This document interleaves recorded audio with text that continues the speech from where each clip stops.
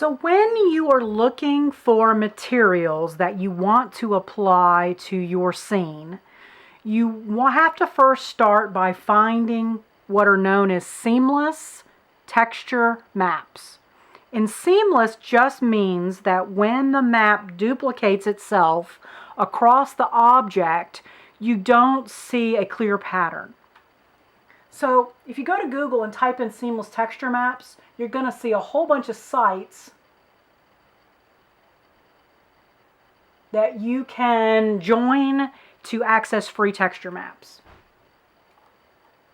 I'm just going to go to images to show you a few. Okay, and so what seamless essentially means, I'm going to show you with the brick, because that's not seamless even though it says it is. So you have to look out to see. I'll show you why this isn't. Oh, actually it may be.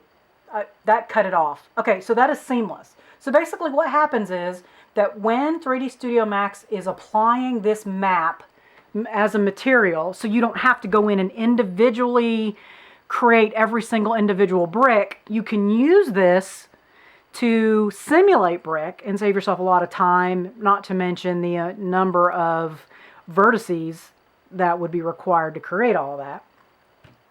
You can apply this to a wall, and instead of having to find something that's the exact size of your wall, it will take that part and duplicate it.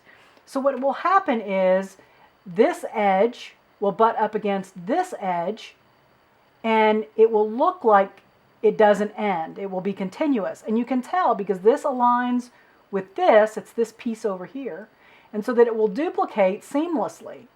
Same thing up here. This grout joint will align with this grout joint, and so when it aligns it from this top down to this bottom, you won't be able to tell that it's not seamless. Now I'm going to show you an example of something that is not seamless.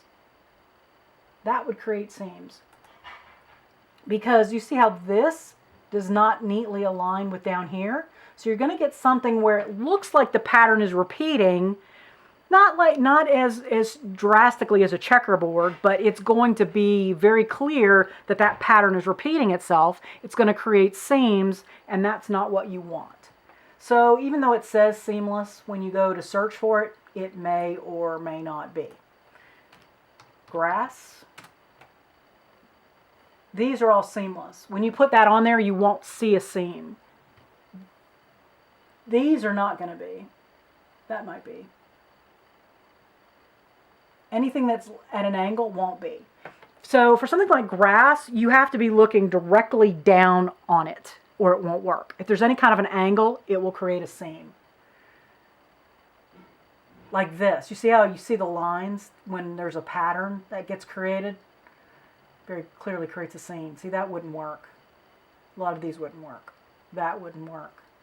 But some of these that are more nondescript, where this edge would neatly align with this edge, will work.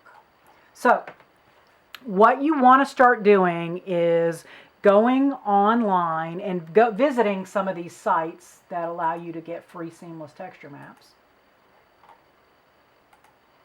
And start building a library.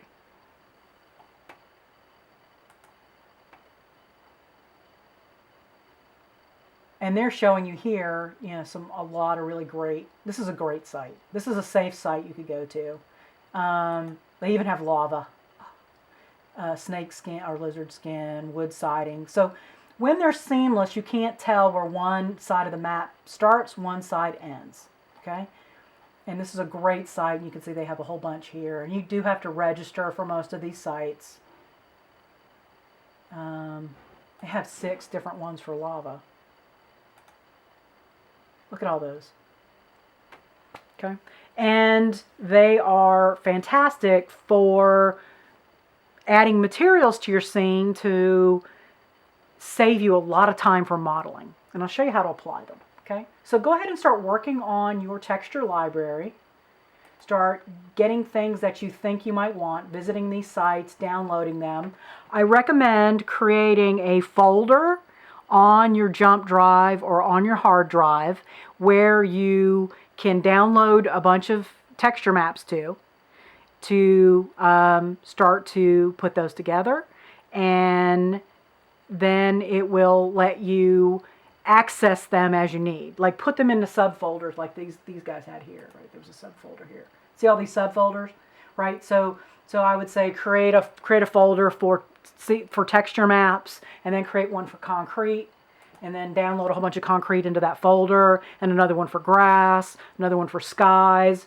Keep it organized because it'll be easier to find and easier to work with. And there's a lot of really great ones in here.